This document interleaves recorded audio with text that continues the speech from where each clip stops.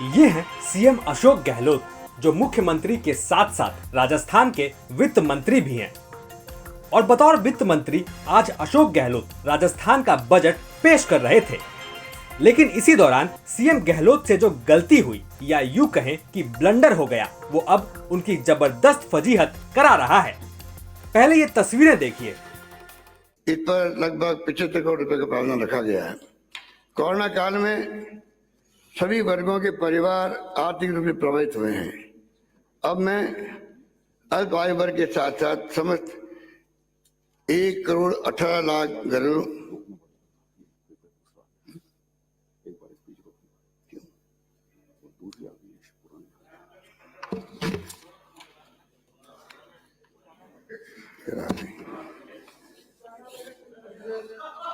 एक minute, sorry,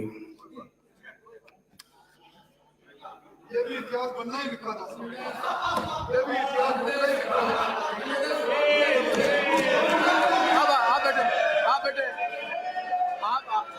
देखा आपने राजस्थान विधानसभा में ये क्या हुआ।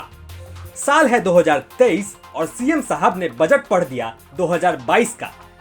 जी हाँ, सही सुन रहे हैं आप। सीएम अशोक गहलोत ने सदन में पिछले साल का ही बजट पेश कर दिया। 8 मिनट तक सीएम साहब पुराना बजट पढ़ते रहे। ये इतिहास, मुझे लगता है कि इतिहास में पहली बार ऐसी चीज हुई है। हम लोग भी मुख्यमंत्री रह चुके हैं और जब मैं मुख्यमंत्री थी तो मैं इस बजट को 2-2, 3-3 बार पढ़ के उसको चेक करके अपने हाथ में लेती थी। जो मुख्यमंत्री अपने इतने बड़े डॉक्यूमेंट को बिना चेक किए हाउस में आके पुराने बजट को पढ़ सकता है, आप समझ सकते हो कि उसके हाथ में राज कितना सुरक्षित है। लेकिन ऐसा हुआ कैसे?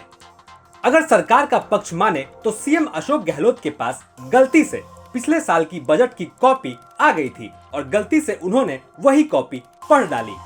और इसके बाद तो सदन में बीजेपी ने मानो भूचाल ला दिया कि बजट की अपनी एक सेंसिटिव होती है।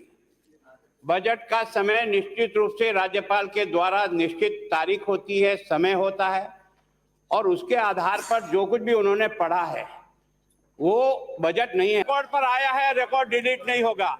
एक दूसरा, मुख्यमंत्री इस बात के लिए माफी मांगे। वास्तव में मैंने गलत पढ़ दिया, मेरे हाथ में गलत कागज आ गए। मैं सोचता हूं आज दिन तक केवल और केवल अटैची में भाषण के अलावा एक कागज भी दूसरा नहीं होता है, तो दूसरा कागज इसके साथ था कैसे जो आपने पढ़ दिया। तो उधर स्पीकर साहब भी कमाल हैं। सीएम अशोक गहलोत ने पिछले साल का बजट पढ़ डाला और सीपी जोशी है कि बीजेपी को ही नसीहत दे रहे हैं। घोर अपमान हुआ है। बजट की सेंसिटिव जितनी खत्म हुई है।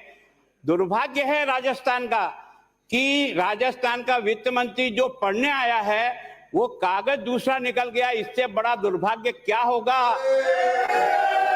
अब हो गया। अब मैं बोलूं, आप बैठे, आप बैठे। आज दिन तक राजा, आप भी 7 बार एमएलए रहे हैं, 8 बार रहे, मंत्री भी रहे, 10 बार रहे। माननीय मुख्यमंत्री जी बैठी हुई, एक्स मुख्यमंत्री जी वसुंधरा जी, ये कोई पहली बार नहीं है कि जब बजट में कभी गलत बात हो जाती है तो हम करेक्ट करते हैं। मैंने आपकी भावना को समझते हुए मैं कह रहा हूं कि जो भाषण, इसमें कोई चीज डिलीट नहीं होगी। आपने कहा कोई चीज डिलीट नहीं होगी। माननीय मुख्यमंत्री जी, नहीं, मैं अध्यक्ष, मेरी जिम्मेदारी है कि राजस्थान में गलत इतिहास बन रहा है, इसलिए मैं माफी मांगता हूं। आप सब जगह बैठे और माननीय मुख्यमंत्री जी भाषण दे अपना। इससे बड़ा मुझसे क्या एक्सपेक्ट कर रहे हैं? आप मुझसे नहीं जाते, आप उससे नहीं जाते। मैं कह रहा हूँ उसके बाद भी नहीं मान रहे। मैं अभी नहीं मानना चाहते आप। मैंने नहीं, गलत बात, गलत, सतीश जी गलत। आप पहली बार मेंबर बने, बहुत गलत मैंने पड़ा डाल रहे हैं। अध्यक्ष की माफी को भी नहीं मान रहे आप। सीपी जोशी ने भारतीय जनता पार्टी का नाम लेते हुए कहा कि सदन में इस पार्टी का बिहेवियर ठीक नहीं है। इतना ही नहीं, सीपी जोशी ने सीएम अशोक गहलोत की गलती तो मानी, लेकिन उनका बचाव भी करते नजर आए। और इसी बात को लेकर बीजेपी ने सीपी जोशी की निष्पक्षता पर भी बड़ा सवाल खड़ा कर दिया। अब इस बजट वाले ब्लंडर पर आपकी क्या राय है, ये जरूर बताएं। ब्यूरो रिपोर्ट, राजस्थान तक।